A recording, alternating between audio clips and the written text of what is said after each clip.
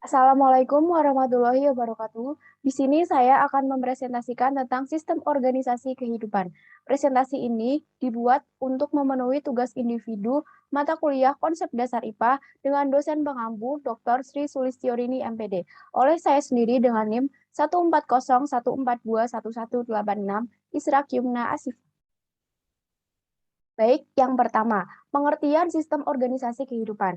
Sistem organisasi kehidupan merupakan suatu mekanisme dalam tingkatan secara sederhana, yaitu sel, jaringan, organ, sistem organ, dan organisme. Sel merupakan unit atau satuan struktural dan fungsional dari suatu makhluk hidup. Selanjutnya, ada alur terbentuknya kehidupan. Yang pertama, ada sel. Sel akan membentuk jaringan, kemudian jaringan akan membentuk organ, dan beberapa organ akan membentuk sistem organ akan membentuk organisme.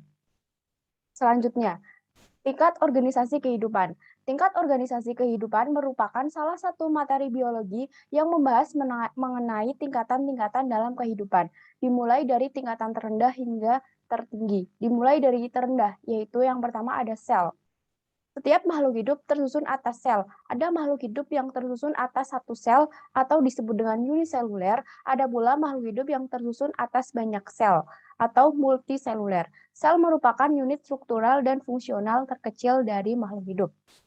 Kemudian, yang kedua, ada jaringan. Jaringan merupakan kumpulan sel yang memiliki bentuk, susunan, dan fungsi yang sama. Kumpulan sel tersebut bekerja sama membentuk dan menjalankan tugasnya sesuai dengan fungsinya. Yang ketiga, ada organ. Organ merupakan kumpulan beberapa jaringan yang berbeda untuk melakukan suatu pekerjaan yang sama. Suatu organ memiliki tugas untuk menjalankan fungsinya, terdiri atas beberapa jaringan yang berbeda. Ini contoh dari jaringan tumbuhan dan ini organ pada manusia. Selanjutnya ada sistem organ. Sistem organ merupakan sekumpulan organ yang bekerja sama untuk melakukan fungsi-fungsi yang lebih kompleks. Dalam melaksanakannya kerja sama ini, setiap organ tidak bekerja sendiri-sendiri, tetapi saling bergantung dan saling memengaruhi satu sama lain. Ini merupakan contoh dari sistem organ pernafasan pada manusia. Kemudian yang kelima ada organisme. Organisme adalah tingkat organisasi kehidupan yang terakhir berupa kumpulan molekul-molekul yang saling mempengaruhi sehingga berfungsi secara stabil dan memiliki sifat hidup. Kemudian setelah organisme, yang keenam ada populasi. Organisasi kehidupan tingkat populasi terbentuk oleh spesies atau individu yang sejenis. Populasi sendiri merupakan kelompok yang terdiri atas spesies sejenis atau sama dan mendiami suatu habitat. Ini merupakan kumpulan dari organisme koala yang merupakan populasi. Kemudian ada komunitas. Komunitas merupakan sekelompok populasi yang hidup dalam suatu daerah dan menempati lingkungan yang sama. Komunitas merupakan organisasi kehidupan yang memiliki banyak objek untuk diamati. Contohnya ini ada jerapah dan ada hewan-hewan lainnya yang tergabung dalam satu komunitas. Kemudian yang kedelapan ada ekosistem. Ekosistem merupakan beberapa macam populasi yang berinteraksi dengan lingkungannya tempat mereka hidup, baik dengan komponen biotik maupun komponen abiotiknya.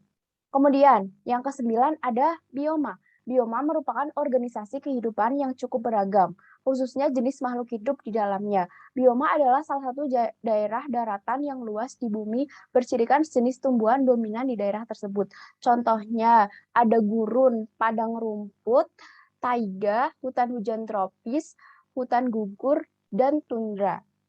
Selanjutnya, yang terakhir, yang ke-10 yaitu ada biosfer. Biosfer adalah lapisan bumi yang dapat dihuni atau ditinggali oleh makhluk hidup untuk melangsungkan hidupnya. Lapisan ini berupa daratan, perairan, dan udara yang memungkinkan adanya kehidupan dan proses biotik berlangsung.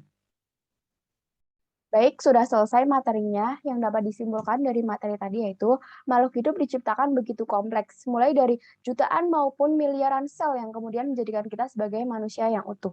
Kita seharusnya bersyukur dengan pemberian Tuhan yang sudah menciptakan kita dengan berbagai kelebihannya. Terima kasih. Apabila banyak kekurangan dan kesalahan, mohon dimaafkan. Wassalamualaikum warahmatullahi wabarakatuh.